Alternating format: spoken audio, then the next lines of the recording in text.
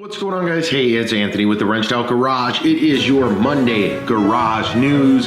So we're going to start this week off right. So this isn't a normal garage news, the same as the last couple, because I have been slammed with personal business, with working on the garage, with working on the new truck, and so much more. But the good news is I do have a lot of new videos that are going to be coming out, some really simple basic ones to more complex electrical videos for the Silverado. So that is in the works.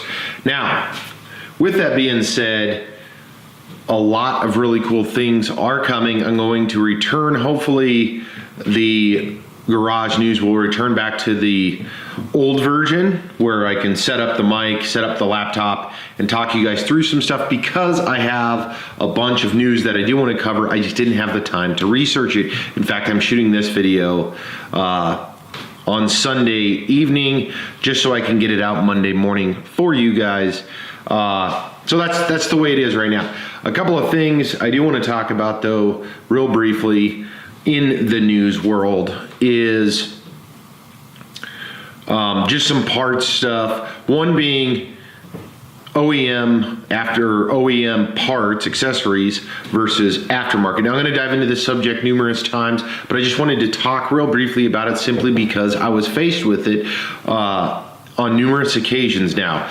A good example of that is I have the Aeroskin bug deflector on the truck. You guys will see an install video of that here within the next week. The dealer sells it for 90 bucks. You can go on to Amazon, buy it for between 40 and 50 bucks. So that's an obvious direction, right? It goes the same for the AVS in-channel window deflectors, in which same situation. I think theirs might be EGR, or maybe it is Chevy, I don't know. But same thing, 90 bucks or 100 bucks versus about 45 bucks. So I obviously went the aftermarket world. Now, does that apply to everything? Well, yeah, the costs are always more expensive. That's give and take depending on what it is. A couple other examples. I was looking at the T900 dash cam made by Chevy. It has a plug and play link in it. Now that thing retails from Chevy for about 500 bucks versus the T300. I looked at it at Best Buy. It was on sale for 300 bucks. On Amazon, it was, I think, around 350 bucks. So again, that's a $150 margin. The difference to me is it comes with the plug and play, which is a built-in harness that you plug in. I don't know where it plugs in because I don't have it, but another example, right? But then you start looking at like side steps. So I was looking at a bunch of side steps. Again, now this one, I guess, has proven the point that OEM is more expensive, but is it better or worse? So in the T900 case, I think it's better because it has a plug and play harness. You're not screwing around with any wiring. I think that's super cool.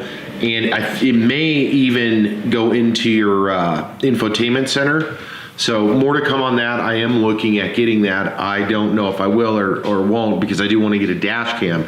Now, back to what I was saying about running boards or tube steps. So obviously if you watched my Ram video, the Ram Rebel, I got a smoking deal on those nice tube steps that I put on the Ram. Now I was and have been looking at side steps or tube steps for the Silverado, simply because the ride height on it right now, loading kids in and out of it, the little dude, and with my kids getting in and out of it, my wife getting in and out of it, little bit of an issue. So I went on to Amazon, looked at a couple, was gonna buy one, doesn't ship to Alaska. Was gonna buy a different one, doesn't ship to Alaska.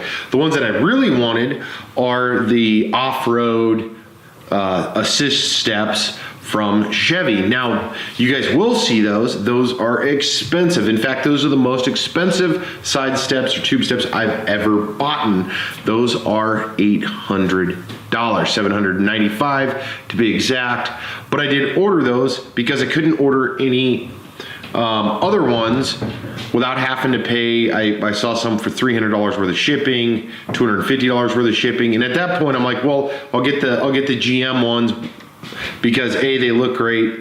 Generally speaking, OEM lasts forever unless you damage it. they fit right, so forth and so on. So I did order those, so you guys will get to see those. I'll do a full review on them and an install, so you can be the judge and I can be the judge on, are they worth the money? Now, another thing, tonneau covers and toppers. I recently, you guys will see, I don't want to spoil kind of some of the new stuff that I'm working on, but recently I did some stuff and I got rid of that hard tonneau cover that I had on the truck, and I had to go to the dealer and I ended up ordering another one, and the price was exactly the same on Amazon, except for I don't pay shipping, because the one on Amazon did say shipping, and actually two of the other ones on Amazon wouldn't ship.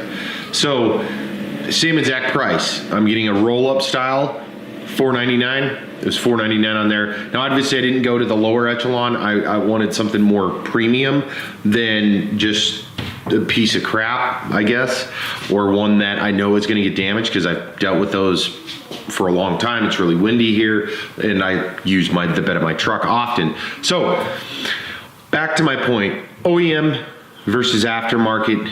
Is OEM accessories better in some sense? I think that we'll see what happens with some of these other parts that I'm getting, and we'll be able to judge that better. My personal preference, if I can afford it, I do go OEM, with the exception of those things like the bug deflector or the in-channel. And it doesn't have to be cheap things. Now, if there's the same exact thing that I like and it's cheaper, then I'm gonna go the cheaper route, of course.